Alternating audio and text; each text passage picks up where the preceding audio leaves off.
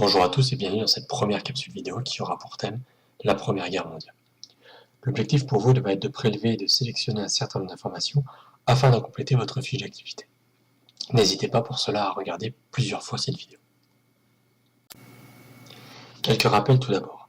Rappelez-vous, durant tout le 19e siècle, les puissances européennes, et notamment la France et l'Angleterre, se sont lancées dans la course aux colonies. Cette course aux colonies a eu pour terrain de jeu, entre guillemets, bien évidemment, le continent africain. Cette course aux colonies oppose les différentes puissances européennes qui cherchent à avoir l'empire le plus riche et le plus puissant. De nombreux incidents éclatent entre ces puissances, comme au Maroc, entre la France et l'Allemagne, ou encore à Fashoda. Les tensions sont très vives et elles sont accentuées d'autant plus par la montée des nationalismes.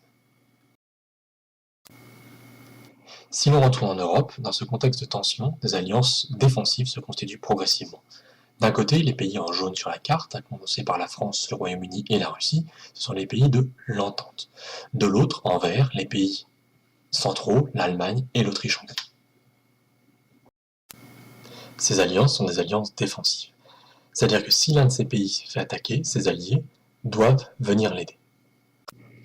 C'est dans ce contexte de tensions européennes très vives que le 28 juin 1914, à Sarajevo, donc au plein cœur de l'Empire d'Autriche-Hongrie, qu'un nationaliste bosniaque, Gavrilo Princip, soutenu par la Serbie, assassine l'héritier de l'Empire d'Autriche-Hongrie, François Ferdinand.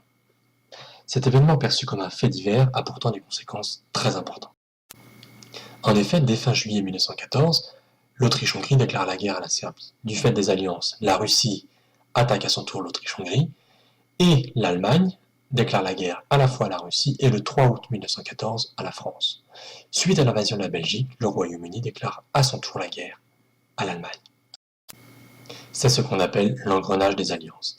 Rapidement, ce conflit devient un conflit mondial avec l'entrée en guerre des possessions coloniales et surtout en 1917, l'entrée en guerre des États-Unis.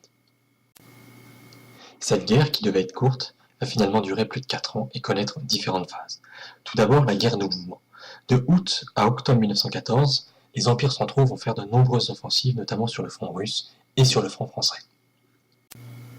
Rapidement, les fronts se stabilisent et les soldats s'enterrent.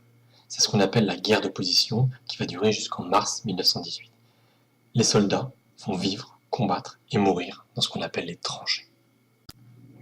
Tous ces éléments font que cette Première Guerre mondiale est donc une guerre inédite de par sa durée, son intensité et sa violence. Elle va transformer profondément les États et les sociétés européennes, comme nous allons le voir en classe. N'hésitez pas à revisionner cette vidéo afin de répondre au mieux à votre fiche d'activité. Bon courage!